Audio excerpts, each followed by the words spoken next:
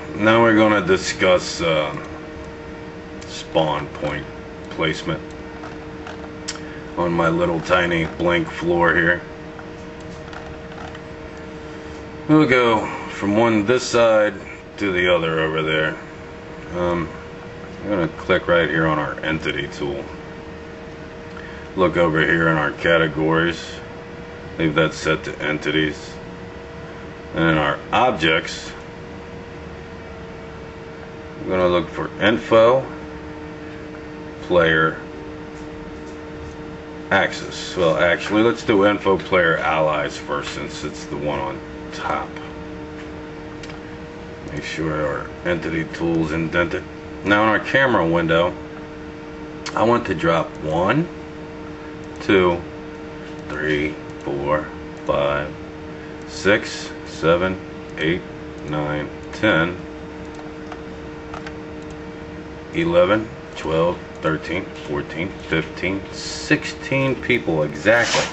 Just on one team. Now why do I want to do this? Why would you put so many in there, Kill for Kicks? Well, because the reason I want all these in there is because there are 16 members per team on 32 player slotted servers. Now we only have a 26 player slot Kill for Kicks, so why in the hell would you put so many? Well, see, that's the thing about a map. Maybe somebody with a 32 player slot would like to use one of our maps one day. Maybe not particularly one of mine or one of Lisa's, but maybe one of yours or anybody else's in the clan who decides that they want to do a map that another clan could be interested in should their members come play on our server. We have had it happen before, and we have had plenty of clans use our maps, and to this day a lot still do. So I have 16 allies here. Do I have an info player start? No. Even though I click on my map and I check for my map problems and I see there is no player start. Well, guess what? From experience, I know I don't need the player start. If you send us a map with player start, we will promptly send it right back to you. I'm not going to do your work. So I have 16 allies. I'll go to the other side and I'll place by clicking on my entity tool and going back over to my objects drop down menu and going right under the allies I just picked. I'll put 16 little axes. 1, 2, 3, 4, 5, 6, 7, 8, 9, 10, 11, 12, 13, 14, 15, 16.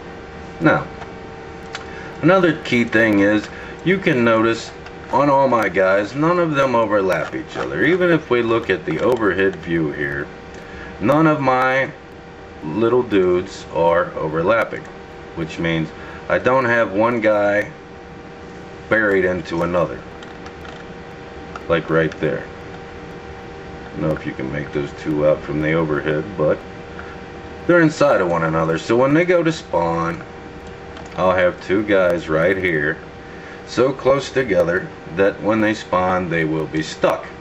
You know, that's not good. I don't want that to happen, so I take that guy and I make sure that he's not touching anybody else. None of these little spawn dudes are touching one another at all on either side. Now, whether these guys have a room around them, whether they're in a building or underground or wherever it may be, you don't have to group them all together like this. If you have an idea for a map where you would like some of these to spawn on one side and some of the same group to spawn on another, like for example, you want allies to attack the map from each side of the map and you want the axis to defend the map being in the middle, then you would split these guys up 8 and 8. 8 allies on one side, 8 allies on the other. Do not ever, and I'm dead serious about this, ever send us maps that have any checked for problems player info start. We will not accept those maps. If you send me a map with less than 16 players per side, that's 16 axes, 16 allies, and we do count them, by the way. If you send them less than that many, we will not use your map. We may not even give you a reason, as the clan is growing now and we have a lot of members, I understand, that want to do maps, and that's a good thing. Your maps are always welcome on our servers if you follow this one key simple rule about map making for the CIA map. Community. Ooh, I like the way that sounds. Anyway, that's basically spawns on a map. That's how it works. No matter where they go, no matter where you put them. I want 16 allies, 16 axis, and no info player start. You don't need that for dot source, folks.